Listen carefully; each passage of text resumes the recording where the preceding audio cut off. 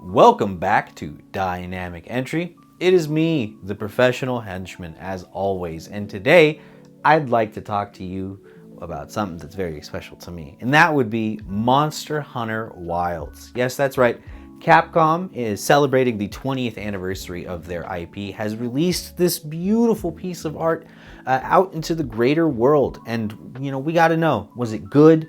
Did it hold up? Do you like it? Well, that we're gonna talk about all those things here today, folks, but I gotta say, before we really get into the meat and potatoes of this expedition into the Forbidden Wilds, I have to let you know, I'm going to be spoilering the living crap out of this game. If I did it, experienced it, talked about it, or anything in between during my time with Monster Hunter Wilds thus far, I'm probably going to bring it up in this video. That being said, if you would like to go in blind, or you don't want to have any of the story beats talked about or spoiled for you, much respect, I understand. Just click on the thing above me to watch a different video, or you can go down below and click one of our other links. There's tons of stuff here on the channel and all the spaces and places that we inhabit, but I appreciate your time all the same. Okay? Still here? All right. Now, for some background knowledge, I've been playing the Monster Hunter games for quite a while.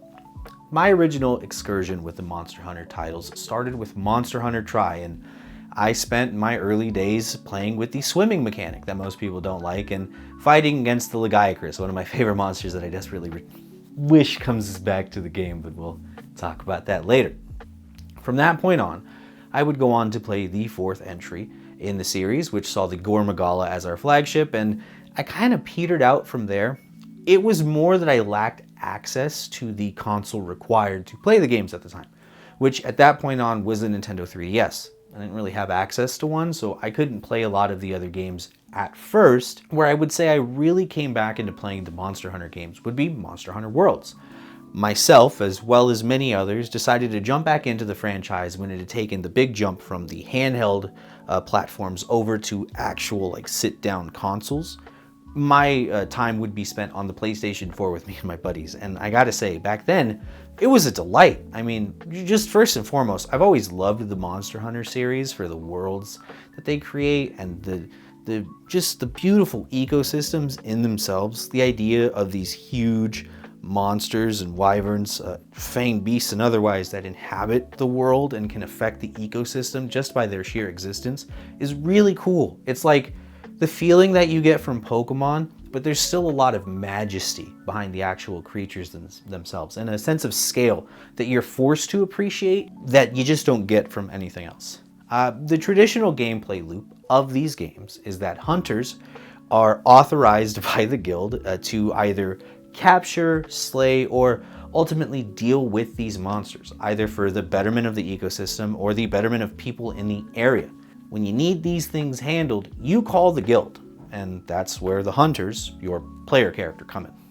For the most part, this is about the same through all of the Monster Hunter games, though I would say that there is a much thicker layer of storytelling that's actually on top of the most recent release, which would be Monster Hunter Wilds. So the beginning of Monster Hunter Wilds sees you getting a flashback of sorts into something that's gone on within the actual Forbidden Lands themselves. The destruction of a village and the orphaning of a small child named Nada that joins your expedition as you search to look more into his past and what exactly could have caused the traumatic incident that he comes from. Now, I will say right out the gate, my one core complaint with the game kind of shows up here as you're in the early sections of the game, and it's something that I've come off of as the game continued, but there's kind of like a rail shooter aspect to a lot of the story beats in the game. What I mean by that specifically is when you're going through specific cutscenes or the introductions to locales like the desert, the forest, or anything else, you kind of get stuck either with NPCs or on your secret that just forces you to watch as the gameplay happens. You kind of just sit twiddling your thumbs. Sometimes you can use your slinger to grab things. Like I said, it's a rail shooter, so you're just picking up things here and there. But predominantly in these sections, you are forced to be a passenger to the greater story that's going on as a whole. It's so crazy because there's this weird like balancing act for the game, for me, with it. And like, that's probably the worst part of the game. I don't really have a lot of complaints outside of that like rail shootery aspect of the story, because past that, I actually really like everything else that's going on. Normally, I complain when you get those like really stiff cutscenes where someone's like, so anyway, that's why I had to go and find 17 striking pots. You should find those 17 for me. It would be a really big help. There's actually quite a bit of like really important storytelling that happens in these moments, so it wasn't as big of a deal.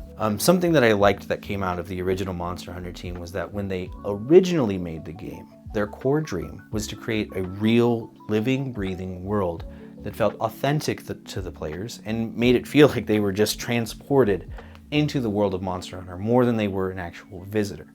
And I think among all of the titles, Monster Hunter Wilds, in the beautiful 20 years that are Monster Hunter, really is the one that drives the whole feeling home. You know, one of the mechanical features that they added was the ability to trade.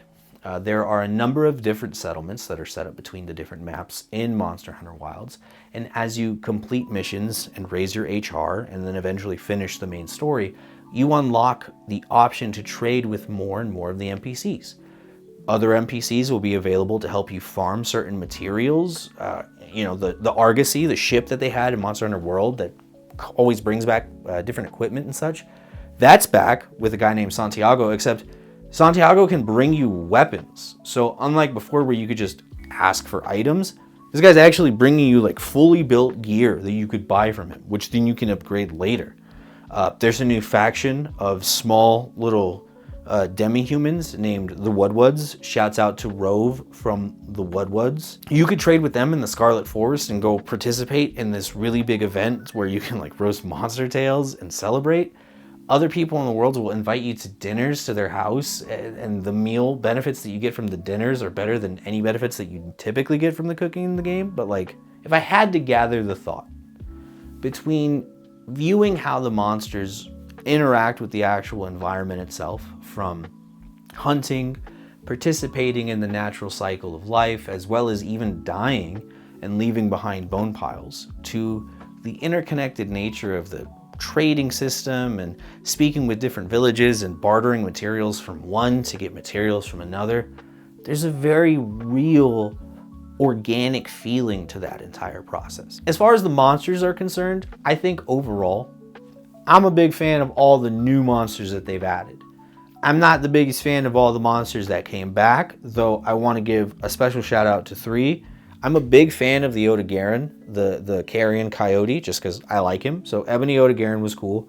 The Guardian Fulgur Anjanath is badass. Like, the changes they made to the Anjanath to make it a lot more aggressive, the big jump it does now that lands in like a big thunder explosion, that's so cool. I just fucking, you guys did a bang up job with its effects too. Like, it's just so nice. And then, like I mentioned, the Narcilla.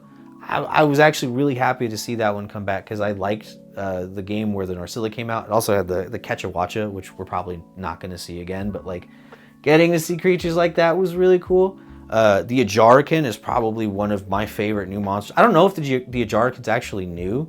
It could be older, and I'm kind of misunderstanding there, but I believe the Ajarakan is a newer monster. It has my favorite weapon in the game, which is the Ajarakan Sword and Shield. It's a rarity 8 item. It's just a big fist, and I get to punch monsters. And what was the one thing I said when the trailer came out? Oh boy, I hope there's a way that I could punch monsters in the face.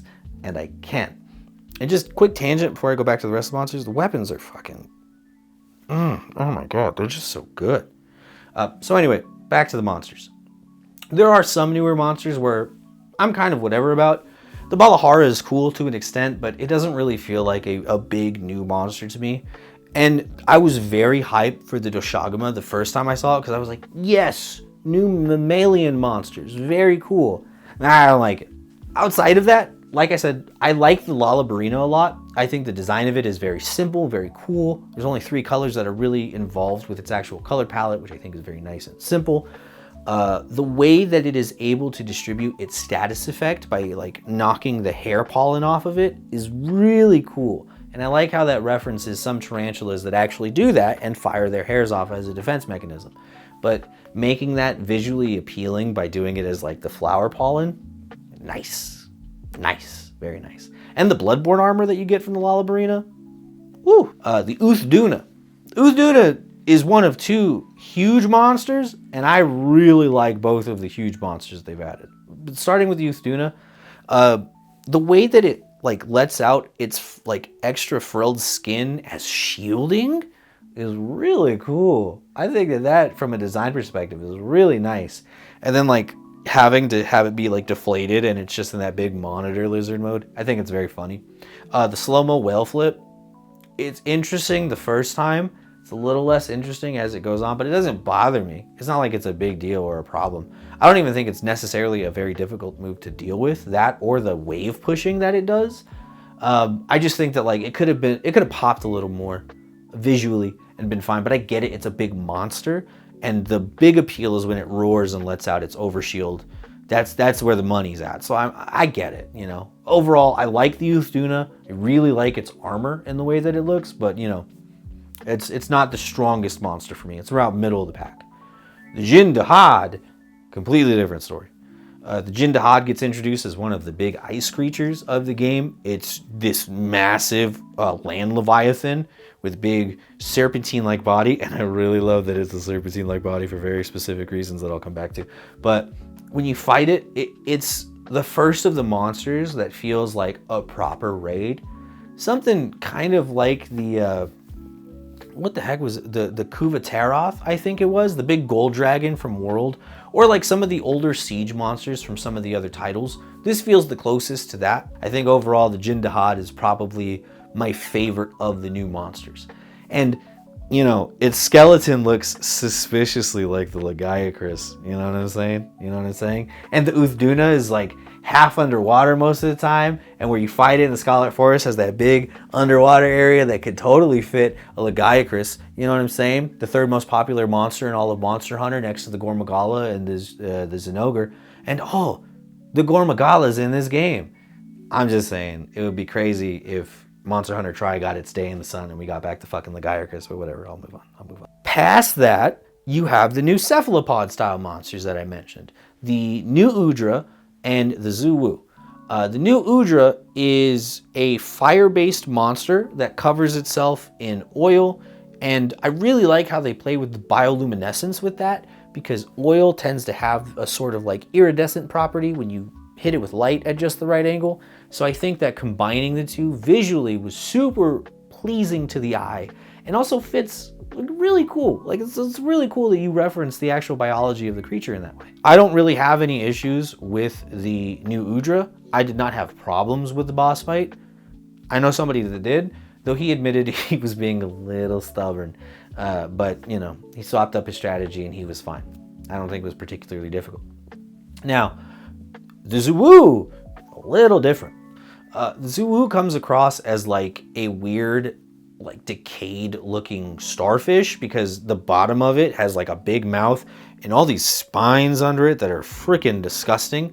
And it looks like a rotted piece of wood, and it throws what I guess are like sulfur blades at you. I don't necessarily know if it's sulfur blades, but they do have other monsters like the corrosive version of the Glavenus that do stuff like that, where they use the natural environment and you fight it in caves. So I'm just kind of guessing there. Could do the yellow nature of the crystal. Anyway, it's a really cool monster because it actually uses the weird gelatinous body that it has to like propel itself in these really awkward angles, and then flip its whip-like appendages around and slice at you with the bladed tentacles that it has. It's really cool. I mean, it's nasty. It's disgusting, but oh man, top-notch design. I love both of those. Are my number two. Just they did a great job, and I love seeing a new type of monster hit the scene in that way. The Himebani, I think they're called. It's like this floating saucer-like cobra, but they tend to move in packs. So you'll see like 2 Himebani together or like 3 Himebani together. And then that becomes a chess game. Like, you need to decide which of the Himabami you're going to fight, and then you got a dung pod, a set of them, so that they leave, and then you start hunting the other Himabami. They're ice creatures, so if you're not paying attention as they're moving around and being all weird, they'll lock you in place and then do their weird centipede tail thing. Design-wise, it's disgusting, but I really like it. Cool new snake. I miss the Tobi Kadachi, but I think that this is a cool middle ground. I've heard some people complain about the floatiness of this monster, though I think that it's workable. You know, find a slope, wall bang off something, get the work in somehow. You know what I mean? You got this as a hunter. You don't necessarily need to have everything handed to you like a monster just coming down and fighting you every 5 seconds. That would make the Rathalos a boring fight. Which, on the topic of all the old monsters that have returned, I will say the Rathalos has some nice changes. He doesn't really do his tail flip, which I think he did do a non-poison variant of the tail flip in World, but that's predominantly a move that the Rathian does. He doesn't do the Wrath Run, which is going back and forth like 4 times in a row and hitting you through any guard or anything that you might have. His fireballs are far more aggressive, and he does this cool like point turn fireball where like he fucking jumps in the air and then spins real fast and hits you with a 180. That's pretty cool. But I think that he is the most unique variant of himself that I've ever had to deal with in any of the games. And when comparing him to the Guardian variant of the Rathalos, there's actually some key differences. For the Guardian version, the one move that really stands out to me is the Talon Plunge he does, where it comes down with a double Talon Plunge, and then there's like a 2-second delay, and then a huge explosion comes out of the ground with Wilk energy. Very cool. I like the changes between them, and I like that the monsters themselves feel very different. The Rathalos, as well as like the Guardian Odogaron and Fulgur Anjanath, all seem to have an understanding that their body proportions and weight are a little different, so they move a little different when they do certain strikes, or they're actually doing things that actively incorporate the power-up that they get from like the Wyvern milk. I don't want to go into that, it's nasty, but I think it's really cool, and it makes monsters that I typically don't like because they're so samey feel very different. There are other monsters in the game I'm just not fond of. I don't like the Gypceros. I don't like the young Kut-Ku. I fight them and they go down. That's fine. I've seen some folks say that the game doesn't feel particularly difficult, but I tell you here, we're not in the end game yet, folks. It's very early. There's a lot more game to come. And knowing Capcom, before long, they're going to start to put out banger after banger after banger after banger of event quests. We've already got 2, one with the cute hat, and we know there's a Mizutsune, which was another flagship monster from back in the day, another water leviathan which feeds the Lagiacrus propaganda, is coming to the game next month, which is huge because we're not going to have to pay for that. That just comes to the game for free. And that's the Capcom way. When I see all of these complaints and people talking about, oh, the game doesn't have a lot to it, the game doesn't feel very hard, the game this, the game that, we aren't there yet. In the 20 years that Capcom has made Monster Hunter, I can tell you one thing, and it's that they've always pushed the envelope as far as fucking possible when they can. More than that, they're also the makers of some of my favorite collaboration events across any games. Metal Gear Solid Peace Walker for the PSP has Monster Hunter levels where you fight the Tigrex, the Rathalos, and then eventually a special organic version of the Metal Gear called the Gear Rex, which has like a poison cannon on it. But outside of that, I mean, Generations Cross has one of my favorite crossovers ever, where you can play as Baki and Yujiro, and you can make their clothes and actually be them in the game. I've been Samus, Link, Marth, Mario, Luigi, Peach, like every Nintendo character you can imagine. Some of the Tekken characters have shown up. I've seen collaborations with clothing brands like Uniqlo. It's wild. And they put all of this content out for the love of the fucking game, baby. So just be patient. This is a real, living, breathing world, and I think it's the opus that Capcom has really been striving to make. A game that makes you feel like you're actually contributing to the greater life cycle and attempting to explore, conserve, and observe the greater world around you. And seriously, pull the binoculars out, man. Watch how the endemic life reacts with each other. See how some of the herbivores herd together and fight off potential carnivore attacks. Or go fishing, because the fishing and the base building, I didn't even realize you could base build and like Customize your camp sets, man. I love this game. I love this game. I love this game. I get it. There's some things about it that just don't feel like they're there yet. Some folks aren't happy about jewel changes. Some folks feel like the monsters are too easy, and other folks feel like the content just isn't there. But I tell you, it's a big world, man, and we don't even know the full extent of what's in the wilds yet. That's the beauty of it. It's all cowboy country from here. Anything goes. I think it's too soon to give an actual number to the game because content's still going to come, I swear. But if I had to give it something, I'm personally going to go with an 8 out of 10. Just the quick, fast, and dirty reasons. I feel like the story holds your hand a little bit too much in the early half. I'm not particularly fond of the rail shooter instances when you're on the Sacred. But otherwise, I feel that Capcom has created something quite beautiful after 20 years of hitting the mold and trying it again and again. I think you guys did it this time. I genuinely enjoy this game, and I can't wait to see what comes next. But seriously, all the pandering has to go to one thing, and it's the Lagiacrus. You did the polls last year for 2024, and you know the Lagiacrus is the third most loved monster in all of Monster Hunter because some people really like the underwater aspect. Not a lot of people, but the same people that like Dark Souls 2 like the underwater aspect. And it's me. No surprise here. But seriously, I think it's a great game. I've had a lot of fun being back in the Monster Hunter world and playing with my friends, grinding out armor, testing out weapon builds, and also weapons. I don't have to say anything about them. Every weapon is better than it's ever been. I'm gonna die on that hill. Somebody could come over here and tell me that the guns aren't as good. I don't know, man. I feel like spam gunning got you guys what you deserved. That's probably the meanest thing I'm gonna say in the whole review.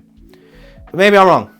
All right, maybe I'm being too nice about something that I love so openly, and so freely. So let me know down below. Do you disagree with the current 8 out of 10 for Monster Hunter Wilds? Do you think it was better? Do you think it was worse? Do you like the story more than I liked it or less? Do you think that the Zoshia is a good replacement for the Equal Dragon weapon? I do. I think it's really cool. Let me know down below how you feel about this or any other titles in the Monster Hunter series. Or your favorite monster. You know what? How about you share the video? Give it a like and comment and give it to somebody else so that they could brighten up their day with it. Or if you don't want to see this one, you can always watch another video in the catalog. Thanks for watching this and everything that you do. I really appreciate it. And I'll just one last time say to the Capcom team and to everybody who's worked from the first Monster Hunter game to now, congratulations, you guys. This is a beautiful, wonderful experience. And I thank you very much for the world that you have crafted and allowed myself and many other folks to now inhabit and enjoy. I eagerly watch with anticipation for what you put out next, and I can't wait to participate.